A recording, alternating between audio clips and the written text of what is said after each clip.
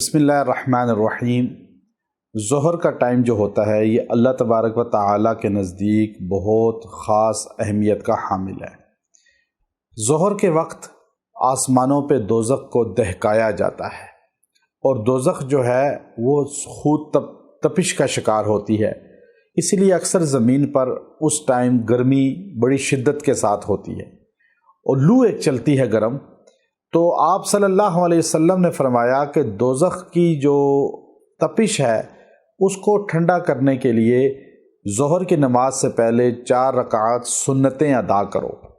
یہ سنتیں جو انسان کثرت سے پڑھے گا، یعنی اس کو چھوڑے گا نہیں، یہ سنت موقدہ ہے۔ اس سنت کو جو پڑھے گا ظہر سے پہلے 4 رکعات سنت، اللہ اس کو دوزخ کی اس آگ سے تپش سے بچا کے رکھے گا۔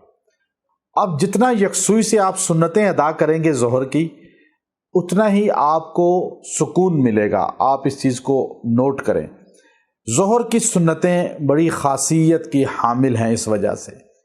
پھر ظہر کے فرض ادا کرنے کے بعد اور 2 رکعت سنت ادا کرنے کے بعد، نفل آپ پڑھنا چاہیں وہ پڑھنے کے بعد آپ نے سورہ فتح پڑھنی ہے۔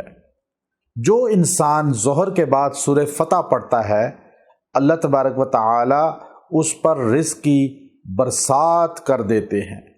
رزق اس پر کثرت سے آتا ہے، بند دروازے رزق کے کھل جاتے ہیں اور انسان خوشحال ہو جاتا ہے۔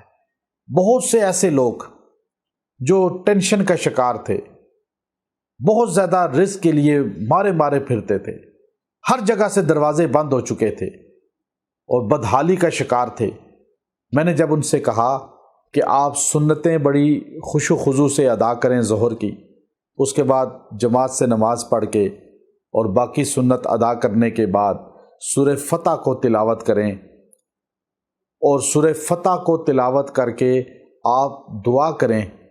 چند دن انہوں نے یہ معمول اختیار کیا، اللہ تبارک و تعالیٰ نے ان پر رزق کی وسعت کر دی، خوشحالی آ گئی۔